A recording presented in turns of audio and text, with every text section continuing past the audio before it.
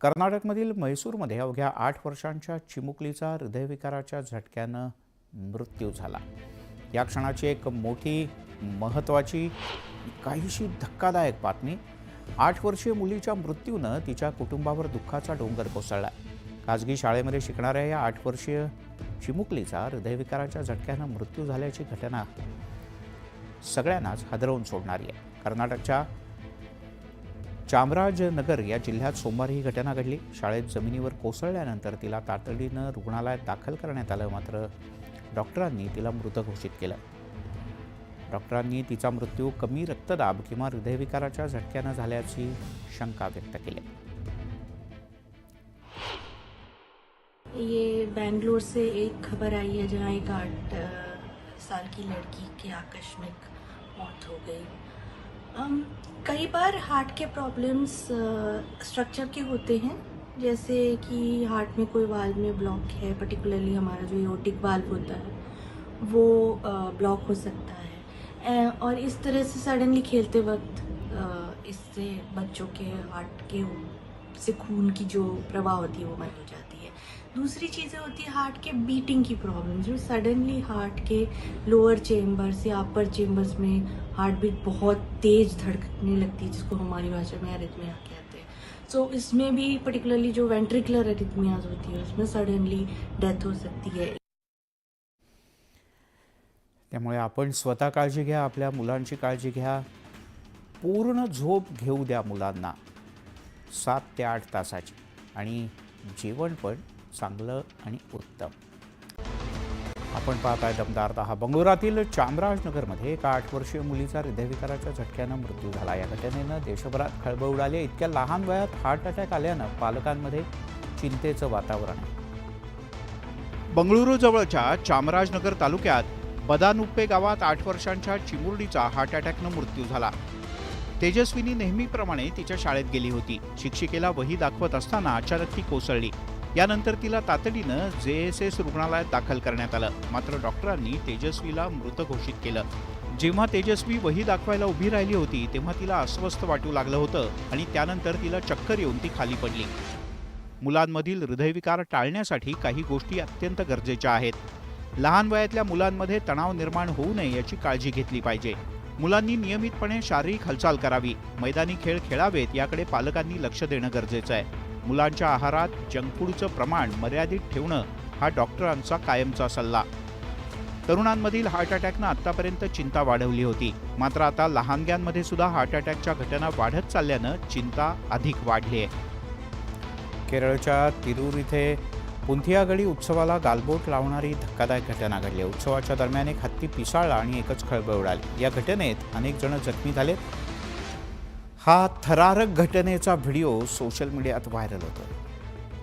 केरळमधील पुंथियागडी उत्सवामध्ये हत्ती पिसाळल्यानं मोठा गोंधळ उडाला। एकच हलकल्लोळ, त्याचा व्हिडिओ सोशल मीडियात व्हायरल झालाय। सोनेरी झूल टाकून सजवलेले 5 हत्ती या व्हिडिओत दिसतात। हत्तीच्या पाठीवर माहूत सुद्धा आहेत। लोकांची प्रचंड गर्दी आहे। लोक हत्तीचे फोटो आणि व्हिडिओ काढताना दिसतात। दरम्यान अचानक एक हत्ती पिसाळतो आणि लोकांवर चाल करून येतो। पिसाळलेला हा हत्ती एका व्यक्तीला सोंडेत पकडून हवेत फेकून देतो। अचानक हत्तीनं हल्ला केल्यानंतर उपस्थित लोक सैरावैरा पळू लागतात। काही लोक एकमेकांच्या अंगावरही पडताना दिसतात। यावेळी झालेल्या धावपळीत 24 जण जखमी झाल्याची माहिती मिळते, तर एकाला गंभीर दुखापत झाली आहे। पक्कथू श्री कुट्टन असं या हत्तीचं नाव आहे। हत्तीच्या पाठीवर बसलेल्या माहुतानं त्याला वेळीच शांत केलं, त्यामुळे मोठी दुर्घटना टळली। अतिउत्साही आणि हुल्लडबाज माणसांमुळे वन्य प्राण्यांना होणारा त्रास हा काही नवीन नाही। गेल्याच आठवड्यात नागपूरच्या उमरेड करांडला अभयारण्यात अतिउत्साही पर्यटक आणि बेजबाबदार जिप्सी चालकांनी वाघीण आणि तिच्या बछड्यांचा मार्ग रोखून धरला होता। आता भंडाऱ्यात सुद्धा अशीच काहीशी घटना समोर आली आहे। लाखांदूर तालुक्यात हरदोली गावात झुडपात बसलेल्या वाघाला अतिउत्साही ग्रामस्थांनी घेरल्याचं समोर आलं। झुडपात बसलेला हा वाघ दिसताच गावातील उपद्रवी तरुण तिथे गोळा झाले आणि त्यांनी वाघाच्या अतिशय जवळ जात व्हिडिओ, अगदी सेल्फी सुद्धा काढले। काही ग्रामस्थांनी तर त्याला डिवचण्याचा प्रयत्न केला। हे सगळे प्रकार किती धोकादायक असू शकतात याची कल्पना असूनही उत्साहाच्या भरात हा जमाव वाघाच्या अगदी काही फूट अंतरावर पोहोचला। ग्रामस्थांचे फोटो आणि व्हिडिओ व्हायरल झाल्यानंतर वनविभागानं घटनास्थळी धाव घेतली आणि वाघाला जेरबंद केलं। हा वाघ सुहानी वाघिणीचा बछडा असून गेल्या आठवड्यात सुद्धा तो असाच मुक्तसंचार करताना आढळला होता. 22 महिन्यांचा हा वाघ मादीच्या शोधात आणि आपलं अस्तित्व टिकवण्यासाठी नवीन जंगलांच्या शोधात भटकतोय. पण नागरिकांच्या हुल्लडबाजीमुळे त्याला जेरबंद करावं लागलं. दरम्यान वाघाला त्रास देऊन स्वतःचा जीव धोक्यात घालणाऱ्या या उपद्रवी तरुणांवर कडक कारवाई करण्याचा इशारा वन विभागानं दिलाय. दररोज 15 लिटर दूध पिणारा 1.5 कोटी रुपयांचा गजेंद्र रेडा सध्या शेतकऱ्यांचं आकर्षण ठरतोय. ठिकठिकाणी भरत असलेल्या कृषी महोत्सवात या रेड्याला पाहायला शेतकऱ्यांची गर्दी होते. चिपळूणच्या कृषी प्रदर्शनात सध्या या रेड्याची चर्चा आहे. महाराष्ट्रासह कर्नाटक इथं आजवर झालेल्या 25 वेगवेगळ्या प्रदर्शनात प्रमुख आकर्षण ठरलेला हिंदकेसरी गजेंद्र रेडा चिपळूणमधील कृषी प्रदर्शनात आलाय. या रेड्याला पाहण्यासाठी शेकडो लोक हजेरी लावतायत. त्याच्या खाण्यासाठी तब्बल दिवसाला 2,000 रुपये खर्च असून त्यामध्ये 15 लिटर दूध, 4 किलो पेंड, 2 ते 3 किलो सफरचंद, 3 किलो कणिक यांचा समावेश आहे. आतापर्यंत गजेंद्रवर 1.5 कोटींची बोली लागली आहे. बेळगाव जिल्ह्यातील काकळवाड येथील ज्ञानदेव नाईक यांचा हा रेडा असून त्याला विकणार नाही असं त्यांनी म्हटलंय. 3 वर्ष होतं तेव्हा 1.5 कोटीला माहिती आहे पंजाब राहुरीला. त्याला काय आम्ही दिलं नाही. त्याला आमची बी 50 म्हशी आहेत घरी, त्याच्यामुळे आम्ही घरात ठेवले. गजेंद्र रेड्यावर खर्च जरी भरपूर असला तरी त्याच्याकडून मिळणारं उत्पन्नही मोठंच आहे. त्यामुळे पुढची आणखी काही वर्ष हा रेडा प्रदर्शनात पाहायला मिळणार आहे.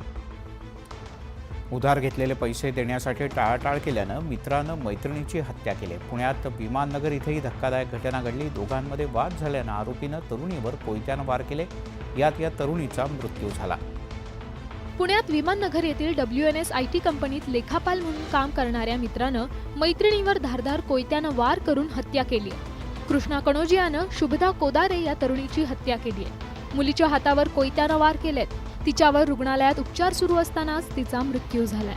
पोलिसांनी आरोपी कृष्णा कणोजियाला अटक केली आहे. प्राथमिक चौकशीमध्ये असं निष्पन्न होत आहे की ती मुलगी आणि मुलगा यांच्यामध्ये आर्थिक देवाणघेवाण होती आणि त्या आर्थिक देवाणघेवाणीच्या रागातूनच या मुलानं त्या मुलीवर हल्ला केलेला आहे. शुभदा आणि कृष्णा एकाच कंपनीत लेखापाल म्हणून नोकरीला होते. शुभदाने कृष्णाकडून काही रक्कम उसने घेतली होती. मात्र पैसे देण्यास टाळाटाळ केल्यामुळे दोघांमध्ये वाद झाले. कालही इमारतीच्या पार्किंगमध्ये त्यांच्यात पुन्हा वाद झाले. यातून कृष्णानं धारदार चाकूनं शुभदावर वार केले. आगामी महापालिका निवडणुकांसाठी सर्वच राजकीय पक्षांनी तयारीला सुरुवात केली. अशातच मनसेचे अध्यक्ष राज ठाकरे यांची आशिष शेलार आणि मोहित कंभोज यांनी भेट घेतली. या भेटीमुळे आगामी महापालिका निवडणुकीत मनसे आणि भाजपची युती होणार का या चर्चांना उधाण आलंय. भाजपचे मुंबईचे अध्यक्ष आशिष शेलार आणि त्यानंतर काही वेळातच मुख्यमंत्री देवेंद्र फडणवीस यांचे विश्वासू मोहित कंभोज यांनी राज ठाकरे यांच्या शिवतीर्थ या निवासस्थानी जाऊन त्यांची भेट घेतली. विधानसभा निवडणुकांच्या निकालानंतर आणि राज्य मंत्रिमंडळाच्या स्थापनेनंतर या भेटीगाठी सुरू झाल्या आहेत. राज ठाकरे आणि आशिष शेलार यांच्या भेटीत पालिका निवडणुकीच्या पार्श्वभूमीवर चर्चा झाल्याची माहिती मिळते. दरम्यान भाजपचे नेते आणि राज ठाकरे यांच्या भेटीवर मनसेच्या नेत्यांनी सकारात्मक भूमिका घेतली. भविष्यात देखील जर त्यांनी आम्ही एकत्र आलो तर त्याचा फायदा भारतीय जनता पक्षाला देखील होणार आहे. मनसेचा वापर होतोय, तो वापर बाळासाहेब ठाकरेंच्या शिवसेनेविरुद्ध होतोय. उद्धव ठाकरे यांच्या पक्षाकडे असलेला मराठी मतांचा टक्का राज ठाकरे यांच्यामुळे आपल्याकडे वळेल असा भाजपचा होरा आहे. अशातच भाजप नेत्यांच्या राज ठाकरे यांच्यासोबतच्या वाढत्या भेटीगाठींमुळे आगामी महापालिका निवडणुकीत मनसे आणि भाजप एकत्र येणार या चर्चांना अधिक बळ मिळालंय.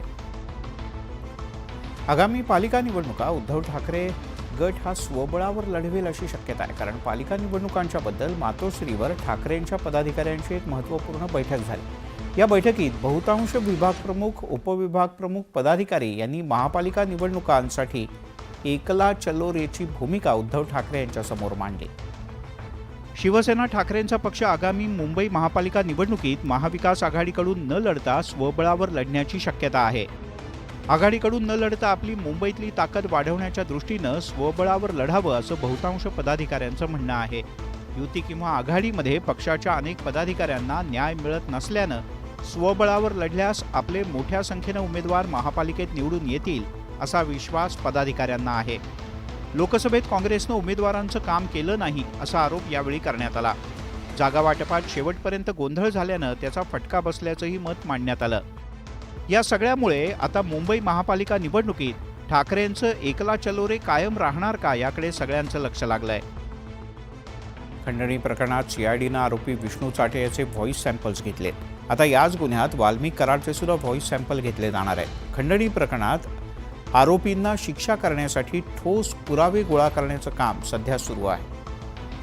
वाल्मिक कराडवर पवनचक्कीची निर्मिती करणाऱ्या अवादा एनर्जी कंपनीकडून 2 कोटी रुपयांची खंडणी मागितल्याचा आरोप आहे। याच आरोपावरून विरोधकांनी आक्रमक पवित्रा घेतला।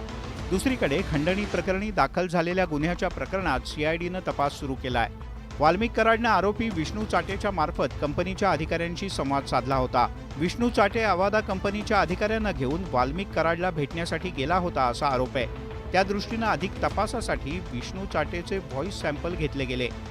खंडणीच्या गुन्ह्यात वाल्मिक कराडचे सुद्धा व्हॉइस सॅम्पल तपासले जात आहेत। सॅम्पलच्या तपासणीनंतर वाल्मिक कराडनं अधिकाऱ्यांच्याकडून किती खंडणी मागितली, त्यांच्यात नेमकं काय बोलणं झालं याचा उलगडा होऊ शकतो। विष्णू चाटे हा तपासात सहकार्य करत नसल्याची माहिती अधिकाऱ्यांनी दिली। या प्रकरणी पोलिसांनी पाळमुळं खणून काढायला सुरुवात केली आहे। परिणामी तपासात कुणावरचे आरोप सिद्ध होतात आणि कुणाला शिक्षा होते याकडे सगळ्यांचं लक्ष लागलंय। धनंजय मुंडे यांनी माझी जमीन हडप केली असा गंभीर आरोप त्यांचीच मामी सारंगी महाजन यांनी केला आहे। महाजन यांनी मुख्यमंत्री आणि उपमुख्यमंत्र्यांची भेट घेत न्यायाची मागणी केली आहे। धनंजय मुंडे यांचा राजीनामा घ्यावा तसंच त्यांची आमदारकी सुद्धा काढून घ्यावी अशी मागणी त्यांनी केली आहे। धनंजय मुंडे यांच्या मामी सारंगी महाजन यांनी त्यांच्यावर गंभीर आरोप केलाय। धनंजय मुंडे यांनी आपली जमीन हडप केल्याचा आरोप सारंगी महाजन यांनी केला। या प्रकरणी न्याय मिळावा यासाठी महाजन यांनी मुख्यमंत्री देवेंद्र फडणवीस यांची भेट घेतली। धनंजय मुंडे आहे जो माझा भाचा आहे, तर त्याने माझी जागा हडप केलेली आहे एका नोकराच्या माध्यमातून। सारंगी महाजन यांनी धनंजय मुंडे यांच्या राजीनाम्याची मागणी केली आहे। मुंडे यांनी 10 वर्ष जनतेत राहून काम करावं, माज कमी करावा अशी टीका सारंगी महाजन यांनी केली। आणि आमदारकी पण रद्द करून त्यांनी धनंजयनी स्वतः 10 वर्ष किमान जनतेमध्ये राहून काम करावं आणि स्वतः जमिनीवर यावं। धनंजय मुंडे यांनी केलेल्या फसवणुकीत पंकजा मुंडे यांचा सुद्धा सहभाग असल्याचा आरोप त्यांनी केला। त्याच्यात पंकजाचं पण मुखसंमती आहे। पंकजा पण काही अगदी फार धुतल्या तांदळासारखी नाही आहे। आधीच संतोष देशमुख हत्या प्रकरणात विरोधकांनी धनंजय मुंडे यांना घेरलंय। त्यातच आता या नव्या आरोपांनी त्यांची अडचण वाढणार आहे। ओबीसी नेते लक्ष्मण हाके यांनी संतोष देशमुख हत्या प्रकरणाला जातीय रंग दिला जात असल्याचा आरोप ओबीसी नेते लक्ष्मण हाके यांनी केला। याच वेळेला बोलताना त्यांनी मनोज जरांगे पाटील आणि सुरेश धस यांच्यावरही निशाणा साधला।